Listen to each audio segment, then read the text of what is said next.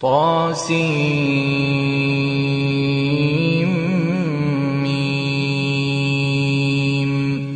تلك آيات الكتاب المبين.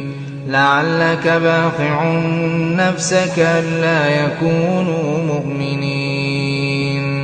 إن نشأ ننزل عليهم من السماء آية فظلت أعناقهم لها خاضعين. وما يأتيهم من ذكر من الرحمن